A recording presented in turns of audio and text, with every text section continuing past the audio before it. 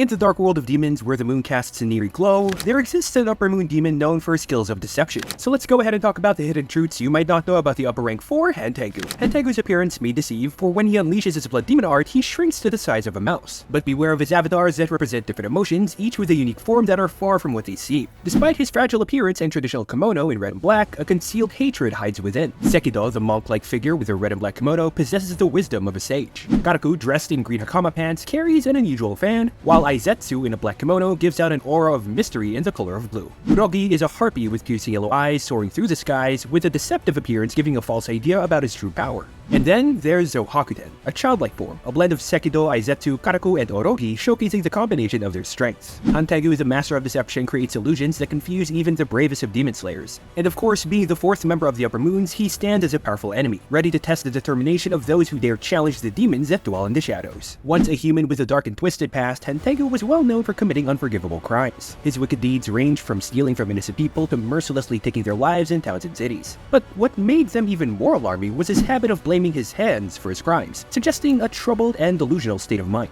Eventually, Hantengu was caught by a high-ranking law official and was faced with the penalty to be beheaded. Despite his desperate claims for innocence, the judge even threatened to cut off his sinful hands. And in the cold cage of his prison cell, Muzan Kibutsuji, the demon lord, extended an unexpected offer. Taking pity on Hantengu, Muzan granted him the gift of demonhood by sharing his blood. And upon his transformation, Hantengu broke free from his chains and put an end to the life of the judge who had condemned him to death. And as the dying judge warned, Hantengu's dark past would continue to shape his uncertain destiny in the world of demons. However, after becoming a demon, Hantengu still held on to his human traits, keeping up an appearance of being normal despite his cruel and evil actions. He continued to deny responsibility, blaming others and convincing himself of innocence even as he committed evil acts. But what makes Hantengu more complicated are his emotional clones, each representing a distinct personality. Sekido embodies anger, Karaku finds pleasure, Aizetsu carries sorrow, Urogi shows joy, and Zohakuten is fueled by hatred, while Urami harbors resentment. Those different sides of Hantengu's personality show up as varied emotions, making him a complicated and doubtful demon. But despite his monstrous deeds, there's still a hidden complexity in his character, reflecting the struggle between his demonic nature and whatever remains of his humanity. Hantengu's special power is his blood demon art, where he turns his emotions into younger clones, each expressing a different feeling. These clones have their own appearances, abilities, and weapons, and they are quite powerful, at least as strong as upper rank demons. Just like earlier, they represent emotions like anger, pleasure, sorrow, joy, hatred, and resentment, each marked by kanji on their tongues. Hantengu is marked with fear and can control these clones, and his power activates when his head is cut off, splitting into two initial clones, anger and pleasure. And later on in the anime, we see that these clones divide into sorrow and joy, and notably damaging the clones' tongues also slows their healing. And Sekido, the anger clone, can absorb the other three, creating a stronger clone Zohakuten capable of using all four blood demon arts.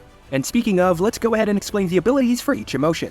First, Sekido's blood demon art lets him generate powerful electricity using his kakara. The electricity flashing blue and red paralyzes and knocks out targets almost instantly, and he can stab his kakara into the ground, creating a widespread effect to immobilize multiple targets. Additionally, he can also summon lightning from above to strike his enemies. However, there is a limitation to this, as the electricity cannot pass through anything that's made from his own cells, like the body parts of Hantengu's clones, as we can see in the anime, as Tanjiro cleverly uses this limitation to avoid getting shocked during their encounter. Second, Karaku's blood demon art enables him to create mighty gusts of wind with his maple leaf-shaped fan, also known as Uchiwa. With the swing of his Uchiwa, Karaku can unleash a powerful wind that has various devastating effects. It can blow opponents away to distant locations, create gigantic craters, level entire buildings, and exert immense pressure capable of paralyzing both demon slayers and demons. The whole force of his wind blasts is so intense that it can render enemies unconscious. And Karaku's ability to manipulate the wind proves to be a powerful and flexible tool in battle, as we've seen in the anime.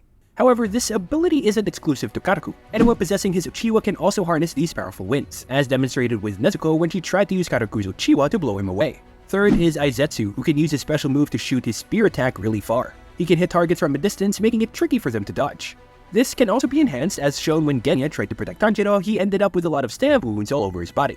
And right in number 4 would be Orogi's special move, which is a super loud scream that comes from his mouth. Obviously. The sound waves were so strong that they literally made Tanjiro's nose and ear bleed and stunned him for a good moment. And if you thought that ability was a hassle, Orogi can use this scream even if part of him is missing. For example, again, like in the anime, when his leg was cut off but still attached to Tanjiro, he turned it into a mouth to scream again. However, Tanjiro noticed that the scream from the mouth on the leg wasn't as powerful as before. And finally, we have Zohakuten, who can create wood from his body and shape it into big dragon heads by hitting the drums on his back. These dragon heads can be really long and bite or trap targets. He can also use a move called Countless Striking Treats to make even more wooden dragons that attack with their jaws. And the wood he makes is super tough, and even a demon-enhanced Genya's sword slashes can cut through it. Zohakuten's dragons can move quickly and regenerate fast if they're damaged. But besides the dragons, Zohakuten can also shape the wood into a twisted trunk to protect and hide Hantengu's main body. He can move this trunk to attack or hide it, and the trunk can also create branches that attack like whips to keep enemies away. Zohakuten can also use the special moves of Sekido, Karaku, Aizetsu, and Urogi, and he can do them even better than the 4 clones. So, just to enumerate, he and his wooden dragons can shoot lightning, make strong wind blasts, throw spear-like attacks, and scream really loud, which even knocked out Mitsuri Kanroji Hashira.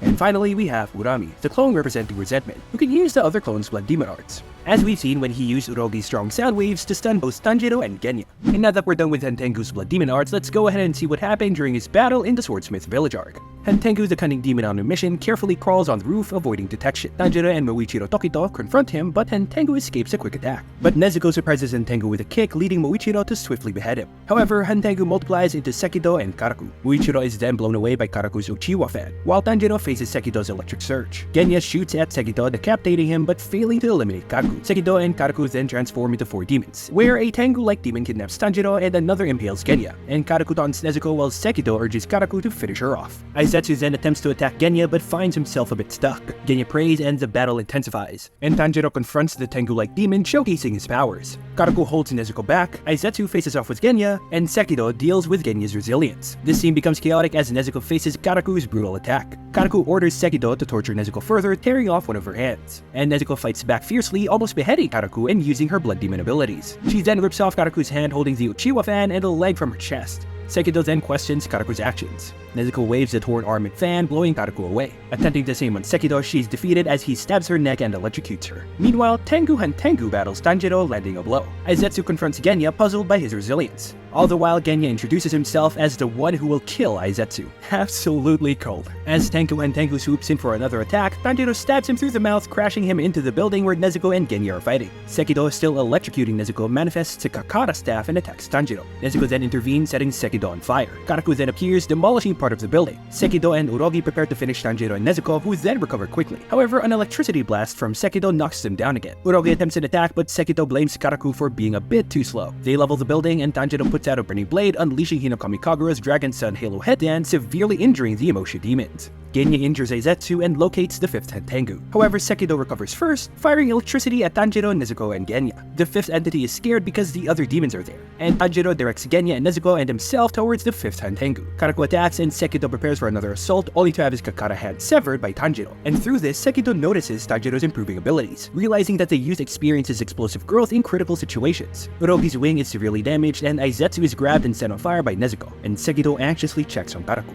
Urogi then uses his fan to crush Tanjiro, but is countered by a fiery attack, splitting his fan arm and fan in two. In fury, Urogi stomps on Tanjiro, who directs Genya to find the 5th Hantengu, and they succeed, with Genya shooting at the tiny Emotion demon. The miniature Hantengu runs, pursued by Genya, and the fear demon evades Tanjiro's attacks, but Genya's blade breaks on impact. Sekido then attacks Genya from behind, but Tanjiro cut off his arm, minimizing the damage. Aizetsu attempts to attack Tanjiro, but Genya takes the full force of the assault instead. And as Tanjiro lands a blow on the mini Hantengu, a 6th Hantengu appears. Genya shoots at the 6th Hantengu, who summons a Tree Dragon combination, throwing Tanjiro into the sky. Mitsuri then arrives, catching Tanjiro gently, and the Hatred clone protects the mini copy with branches. Sekido then absorbs Karaku, Urogi, and Aizetsu, creating a new form. And Tanjiro confronts him, and the Hatred demon justifies his action, calling the Demon Slayers evil. And with that, Tanjiro promises to cut off his head. Tanjiro beheads the Hatred demon with Hinokami Kagura Flame Dance. However, the severed head is a decoy. The headless body then runs away, and Tanjiro, determined to continue the pursuit, locates Hantengu's real body inside the headless Hantengu's heart. And as the sun rises, Tanjiro sacrifices Nezuko to ensure Hantengu's demise, which ends up being worth it because Hantengu dies after Tanjiro slashes his torso, but not before informing Muzan about Nezuko's immunity to sunlight. So that's gonna be it with the story and facts that you might not know about Hantengu. But before we end, we've got some trivia that you might not know about the Upper Moon Rank 4. First up is that Muzan views Hantengu as ordinary, annoying, and hard to tolerate. Next, did you know that according to the second data book, Hantengu had numerous wives and children who all became victims of his murderous actions? And finally, despite being elderly, there isn't a but there because Hantengu's real age remains undisclosed, and his background is consistently altered. And that's gonna be our video on some facts and history that you might not know about the Upper Moon Rank 4 Hantengu. We've got some videos on some of the upper moods that you can check out right over here, and if you're not into demons, we've also got a video on Inosuke right over here. But if Demon Slayer isn't your thing, we've also got some videos on some 2023 and 2024 anime you should check out, and if you have any other suggestions of what else we should talk about on this channel, be sure to let us know in the comments down below. Again, thank you so much for watching, and for more anime content just like this, keep it right with Anime Mango.